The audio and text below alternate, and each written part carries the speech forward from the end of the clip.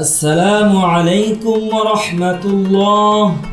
আপনি কি জানেন ঈদের দিনে আমাদের কি কি করা উচিত? ঈদের দিনের সুন্নত সমূহ আসুন আমরা জেনে নেই।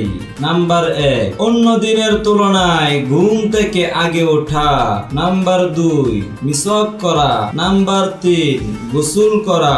নাম্বার 4, সামর্থ্য অনুযায়ী উত্তম পোশাক পরিধান করা। নাম্বার 5, সুগন্ধি তথা আতর ইত্যাদি ব্যবহার করা। নাম্বার 6, শরীয়ত সম্মত আংটি পরিধান করা। নাম্বার 7, যথাসম্ভব তাড়াতাড়ি ঈদগাহে যাওয়া। নাম্বার 8, ঈদ উল ফিতরের দিন কিছু মিষ্টি জাতীয় খাদ্য খেয়ে ঈদগাহে যাওয়া।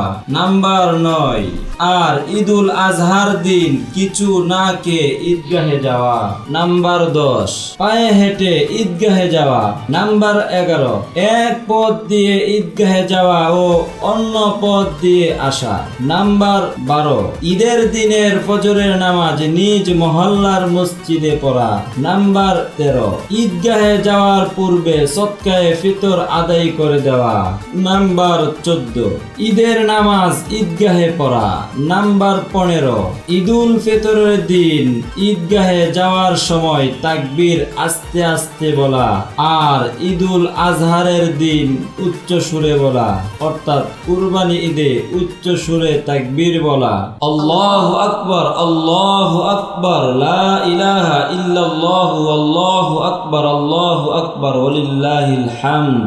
এই তাকবীরগুলো আমরা যারা পারি নাই শিখে নেব। কুরবানির ফজিলত। হযরত আয়েশা রাদিয়াল্লাহু তাআলা আনহা থেকে বর্ণিত, রাসূলুল্লাহ সাল্লাল্লাহু আলাইহি সাল্লাম বললেন, কুরবানির দিন আল্লাহর নিকট কুরবানি থেকে আর কোনো উত্তম আমল নেই। সুবহানাল্লাহ।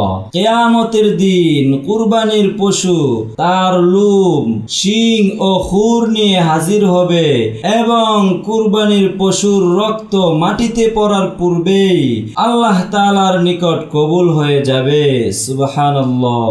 সুতরাং তোমরাও খুশি হয়ে যাও। এজন্য আমাদের উচিত আল্লাহ তাআলাকে খুশি করার উদ্দেশ্যে কুরবানি করতে হবে। লোক দেখানোর জন্য কুরবানি করা যাবে না।